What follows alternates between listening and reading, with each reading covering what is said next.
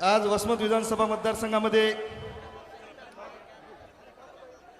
जनसन्मान यात्रेचं आयोजन करण्यात आलेलं आहे आणि या जनसन्मान यात्रेसाठी महाराष्ट्र राज्याचे उपमुख्यमंत्री माननीय अजितदादा पवार साहेब, माननीय प्रदेशाध्यक्ष तथा खासदार सुनीलजी तटकरे साहेब, आमचे युवकांचे प्रदेशाध्यक्ष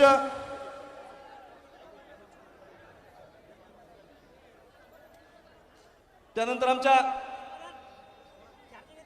चाकणकर ताई, विटेकर साहेब, राजेश काळे साहेब, सन्माननीय व्यासपीठ, समोर जमलेली या वसमत विधानसभा मतदारसंघातील सगळी ज्येष्ठ श्रेष्ठ मंडळी, तरुण मित्र, सर्व महिला मंडळ, आपण सर्वच जण नामदार अजित पवार साहेबांचं महासन्मान यात्रेच्यासाठी फक्त आपल्याला एक दिवसाचा वेळ भेटला आणि एका दिवसाच्या नियोजनावर या वसमत विधानसभा मतदारसंघातील सर्वच नागरिकांनी जो प्रतिसाद दिला त्या प्रतिसादाबद्दल मी आपले सर्वप्रथम सगळ्यांचे आभार मानतो। आज आपण बघत असताना अजित पवार साहेबांचा जनसन्मान यात्रा आपण आपल्या इथे बोलवलेली आहे। त्यासोबत ज्या महिलांना दादांनी मुख्यमंत्री लाडकी बहिणी योजनेच्या माध्यमातून ज्या महिलांचा सन्मान करण्याचं ठरवलं, तसेच शेतकरी मेळावा असू द्या, युवा संवाद असू द्या, यासाठी जमलेले सगळे माझे नागरिक, आज आपण बघत असताना की वसमत विधानसभा मतदारसंघामध्ये विकासाची गंगा जर कोणी आणण्याचं काम केलं असेल ते एकमेव नाव आहे। कोणतं नाव आहे ते? दादा, आम्ही सहसा या वसमतला कोणाला बोलवत नाही। आम्ही जे काही करायचंय ते ग्रामपंचायत पासून ते विधानसभेपर्यंत फक्त या लोकांच्या जीवावर केलेलं आहे। पण तुमच्यावर आम्ही मनातून प्रेम करतो। ते प्रेम करायचं कारण आहे, या माझ्या वसमत विधानसभा मधील शेतकरी असतील, शेतमजूर असतील, तरुण असतील, महिला असतील, 18 पगड जातीच्या बहुजन समाजाचे लोक असतील, यांना सन्मान देण्याचं काम तुम्ही केलंय, म्हणून आम्ही तुमचे भक्त आहेत। दादा, विधानसभेचा आमदार होईपर्यंत मी आतापर्यंत कोण्याही नेत्याला तटकरे साहेब हार घातला नव्हता। आज तुम्हाला प्रामुख्याने सांगतो की या वसमत विधानसभा मतदारसंघामध्ये आपण अजितदादाच्या पाठीमागे काहून नाहीत? दादा, तुम्ही या शेतकऱ्याचं जीवनमान उंचावण्यासाठी या वसमत विधानसभा मतदारसंघातील शेतकऱ्यांसाठी 25,000 हेक्टरला पाणी देण्याचं काम केलेलं आहे। आमचं पूर्ण जीवन या काळ्या मातीशी इमान राखण्यामध्ये जातंय। तुम्ही आम्हाला पूर्ण बॅरेजेस दिले दादा। मी वसमतचा सरपंच होतो, बाबुळगाव माझं बाजूला गाव आहे। 20 वर्ष झाले म्हणत होतो की आमचे बॅरेजेस व्हायलेत, पण तुम्ही त्याचं डायरेक्टली काम केलं, म्हणून आम्ही आज तुमच्या सोबत आहेत। आज आपण बघत असताना की या वसमत विधानसभा मतदारसंघामध्ये या तरुणांच्या हाताला काहीतरी काम भेटलं पाहिजे, म्हणून आपण या मतदारसंघामध्ये कोणी राजू वगैरे आला, घातल्या राष्ट्रवादीच्या दस्त्या, कोणी भाजपचं आलं त्याच्या घातल्या दस्त्या, कोणी सैन्याचं आलं त्याच्या घातल्या दस्त्या। अरे, हे न करता तुम्ही आम्हाला MIDC दिली, 5,000 तरुण पोरांना रोजगार भेटणार आहे, म्हणून दादा आम्ही तुमच्या सोबत आलो।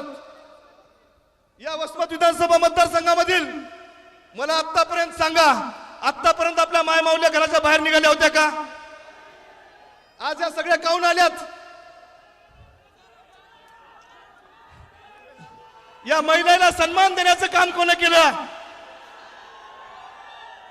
ते एकमेव नाव आहे अजितदादा पवार साहेब। त्यामुळे आम्ही दादा तुमच्या सोबत आहेत। या वसमत विधानसभा मतदारसंघामध्ये ना उद्योग जिल्हा होता, ना उद्योग जिल्हा म्हणून आपला हिंगोली जिल्हा ओळखला जायचा, पण MIDCच्या माध्यमातून दादाने आपल्याला प्रयत्न केले। एज्युकेशनली आपण या जिल्ह्या महाराष्ट्रामध्ये सगळ्यात पाठीमागे होतो, पण एका पत्रावर मेडिकल कॉलेज देणारा माणूस कोण आहे? मग आपण कोण्या चोरा संघ राहायचं का? दुसऱ्या कोणा संघ राहायचं? हेच सांगतोय तुम्हाला। काही मंडळी आपल्याला वेगवेगळ्या बाबतीमध्ये बोलले, पण पूर्ण बॅरेजेस असतील या वसमत विधानसभा मतदारसंघामध्ये जे जे काही काम होत असतील ते सगळे काम करण्याचं काम हे अजित पवार साहेबांच्या माध्यमातून झालेलं आहे. त्यामुळे आम्ही सगळेजणांनी ठरवलं की या वसमत विधानसभा मतदारसंघामध्ये जर आपल्याला सगळ्या तुमचा आमचा विकास करून आणायचा असेल तर खऱ्या अर्थानं तुम्हाला आम्हाला विकास प्रिय माणूस म्हणून अजित पवार साहेबांच्या पाठीमागे राहण्याची भूमिका आपण स्वीकारलेली आहे.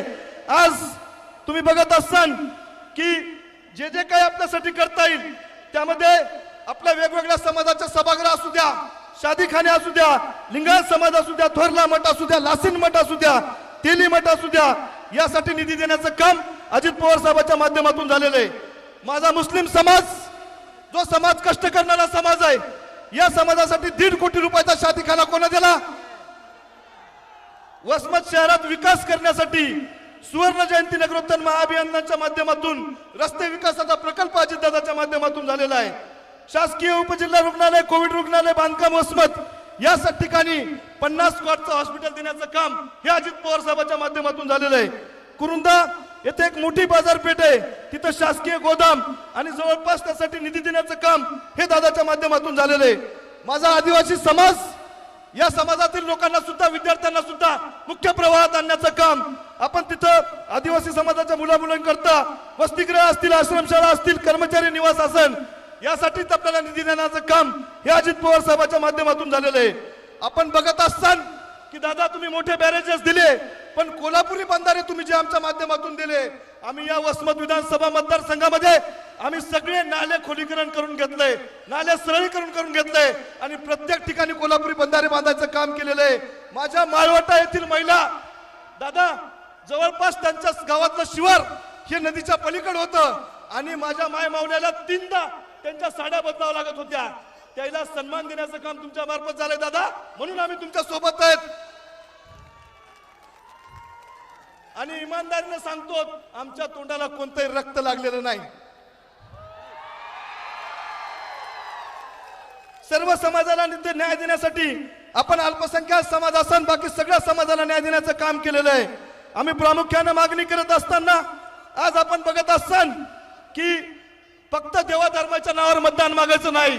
आमची बहीण आदिती तटकरे ज्यावेळेस या खात्याची मंत्री होती त्यावेळेस दुर्गा माता मंदिर कुरुंदा असन, बाराशिव हनुमान तीर्थक्षेत्र असन, सिद्धेश्वर पर्यटन क्षेत्र असन, पिंपळा चौऱ्याचं महादेव मंदिर असन, थोराबादचं महादेव मंदिर असन, खोडकेश्वराचं महादेव मंदिर असन, महादेव मंदिर माळवटा असन, शिवपुरी बालाजी मंदिर असन, आडगाव रोजेपुराचं देवस्थान असन, टेंभुर्णी येथील संत येशूबाबा देवस्थान असन, हातनगर येथील हातपाशा दर्गा असन आणि त्याच्यानंतर सेंदूरसेना असन, सिद्धेश्वर धरण असन, अमृतेश्वर महादेव मंदिर बेरुळा असन, बालाजी मंदिर पुरजळ असन, बेलमंडळ महादेव असन, कोण्याही देवा धर्माच्या नावावर मतदान न मागता आपण या सगळ्या ठिकाणी निधी देण्याचं काम केलेलं आहे. आज आपण ग्रामीण रस्त्याच्या बाबतीमध्ये बघतोय, पण दादा हे सगळं करत असताना सुद्धा माझ्या काही मागण्या आपल्याकडे आहेत. आमच्या इथं खऱ्या अर्थानं आपण बघत असताल की सिद्धेश्वर उपसा जलसिंचन योजना ज्या माध्यमातून आंबा सर्कल असन, ज्या माध्यमातून शिरड शहापूर सर्कल असन, ज्या माध्यमातून पांगरा शिंदे सर्कल असन, ज्या माध्यमातून पुरजळ सर्कल असन, यासाठीची आपली मीटिंग त्या दिवशी दादा तुमच्या दालनात झालेली आहे. मी तुम्हाला विनंती करतोय दादा, आमचा जिल्हा हा सिंचनाच्या अनुशेषातला असलेला जिल्हा आहे. मी आज एवढ्या पोटतिडकीने आपल्याला बोलतोय, त्या विभागातील 20,000 शेतकऱ्यांचं जीवनमान उंचावण्याचं काम तुमच्या एका सहीवर होऊ शकते. आपण तुम्हाला इतर सगळ्यांच्या वतीने विनंती करतोय, राजू नवघरे स्वतःसाठी मागणारा कार्यकर्ता नाही, मी या शेतकऱ्यासाठी मागतोय. तुम्ही जर सर्वेला आदेश दिले उद्या आपण तिथं मुंबईत गेल्यानंतर तर या विभागातील केळी पाझर तलाव असू द्या, सिद्धेश्वर उपसा जलसिंचन योजना असू द्या, या सगळ्या योजना कारणीभूत लागणार आहेत. एखादा राजू नवघरे आमदार झाला काय आणि नाही झाला का काही फरक पडत नाही, पण माझ्या या बहुजन समाजातील लोकांना, या शेतकऱ्याच्या पोराला न्याय देण्यासाठी निश्चित आम्ही प्रयत्न करत राहणार आहोत. आज आपण बघत असाल की या मतदारसंघामध्ये फक्त एवढेच मुद्दे नाहीत तर आपल्याला काय काय करता येईल. आज जाती जातीमध्ये लोक भांडण लावून देण्याचं काम करतायत. जाती जातीमध्ये आताच कोणतरी रामगिरी महाराजांना काहीतरी तिथं त्या बाबतीमध्ये बोलले, दादा तुम्ही हिंदू आहेत मी हिंदू आहेत, आपल्या तुमच्या गीतेमध्ये सांगितलंय का आपल्या धर्माचा अभिमान बाळगा, दुसऱ्या धर्माचा आदर करा म्हणून लोकांना सांगितलंय. पण काही लोक राजकारणासाठी स्वतःची पोळी भाजायचं काम करतायत. छत्रपती शिवाजी महाराजांचा काल पुतळा पडला. दादा, जे सत्य आहे ते सत्य आपण मानलं पाहिजे. सत्तेत असतो नसतो, पण सामान्य माणसासाठी आमदारकी असते. आम्ही या मतदारसंघामध्ये ज्या लोकांना पायाला ठेस लागली तिथपर्यंत पोहोचायचं काम आम्ही करतो. त्यामुळे राजकीय कोणाला भिवून काम करत नाहीत. मी तुम्हाला सगळ्याला विनंती करतो की अशा प्रकरण रोखले पाहिजे. ज्या माझ्या छोट्या बहिणीवर काल बलात्कार झाला, अशा बलात्काराला फाशीची शिक्षा झाली पाहिजे. त्यामुळेच आपण तिथं काम करू शकतो. आज आपण बघत असताना या मतदारसंघामध्ये हे लोक सगळे आमच्यावर प्रेम करणारे आहेत.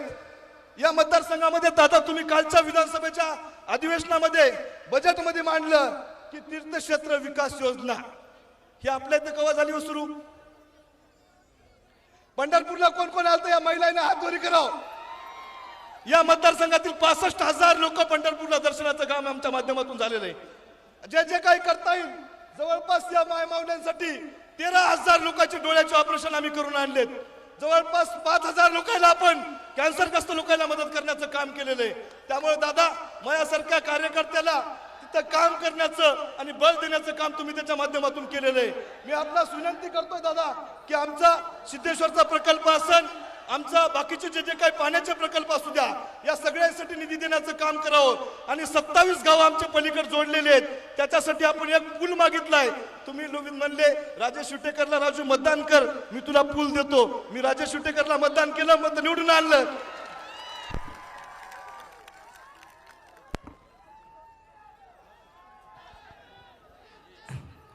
हॅलो, आमचा नालेगावचा पूल करा दादा. आम्ही तिथले 27 गाव अलीकडे जोडल्या जातील आणि तिथल्या शेतकऱ्याचा खऱ्या अर्थानं फायदा होईल. त्यामुळं मी कार्यकर्ता म्हणून आपल्याला विनंती करतोय की आपण या वसमत विधानसभा मतदारसंघाचे प्रश्न सोडवण्यासाठी एक मीटिंग घ्या. 3 महिने बाकी आहेत. या लोकांसाठी मला काम करायचंय. माझ्यासारख्या कार्यकर्त्यांना दादा कधीच आमदारकीचे स्वप्न पाहू नये, पण या गरीब लोकांना, सामान्य लोकांना मला निवडून आणायचं काम केलंय. त्यामुळं किती मोठे लोक आले तरी सुद्धा मला माहिती आहे तुमच्या मनात काय आहे. काही लोक आपल्याला काल बोलले, त्याच्याबद्दल बोला म्हणून तुमच्या मनामध्ये.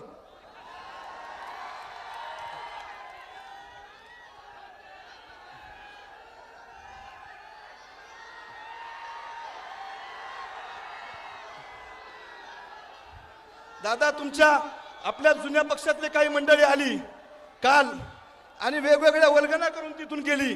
मला त्यांच्या बाबतीमध्ये काही बोलायचं नाही. मी जे आपले माजी नेते आहेत,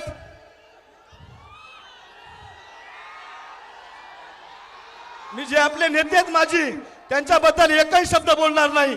मी त्याच्यावर कालही प्रेम करीत होतो, आजही प्रेम करणार आणि उद्या करणार मी. पण त्यांची संस्कृती चुकीची होती. एवढ्या मायमावल्यासमोर बोलतो. आणि दादा, माझी आई तिथं बसलेली आहे. मी इमानदारीने सांगतो की मी त्यांचा अपमान करणार नाही नेत्याचा. माझ्या घरच्यांना मला ही शिकवण दिलेली नाही. मी त्यांचा मान करणार. या मतदारसंघामध्ये राजकारणाच्या माध्यमातून फक्त लोकांची सेवा करण्याचं काम आपण करणार.